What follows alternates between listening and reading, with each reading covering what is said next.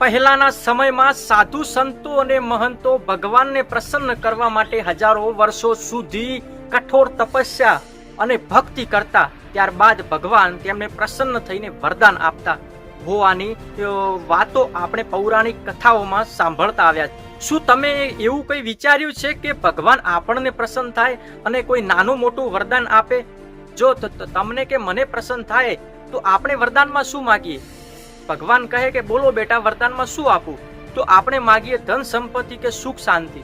અને જો ભગવાન આપણા પર ભાવુક થઈ જાય અને ભગવાન આપણને સામેથી વરદાન આપે કે જા બેટા, તું આગામી વડાપ્રધાન તું બનીશ, આ મારું વરદાન છે, તો તમે હસીને કહે કે શું આવું હોઈ શકે ખરા કે ભગવાન વડાપ્રધાન બનવાનું વરદાન આપે? હાલના તો વડાપ્રધાન નરેન્દ્રભાઈ મોદી છે, તો આગામી વડાપ્રધાન હું કેવી રીતે બની શકું? તો સાંભળો, ગુજરાતની જામનગરની એક યુવતી સોશિયલ મીડિયામાં વિડીયો ખૂબ વાયરલ થઈ રહ્યો છે અને વિડીયોમાં મોટા દાવા સાથે કહી રહી છે કે મને સાક્ષાત ભગવાન શિવ પ્રસન્ન થયા છે અને ભગવાને મને વરદાન આપ્યું છે કે આગામી વડાપ્રધાન હું બનીશ. હવે તમે પહેલા આ વિડીયો જુઓ. મને શિવનો સાક્ષાત્કાર થયો છે અને શિવે મને પ્રસન્ન થઈને વરદાનમાં આપ્યું છે કે હું નરેન્દ્ર મોદી પછીની વડાપ્રધાન છું. અને એને સાર્થક કરવા માટે શિવે મને બીજું વરદાન આપ્યું છે કે હું ટાઈમમાં રિવર્સ જઈ શકું છું. હું ભૂતકાળમાં પાછળ જઈને ભવિષ્યને વધારે બેટર બનાવવા માટે નિર્ણયો બદલી શકું છું.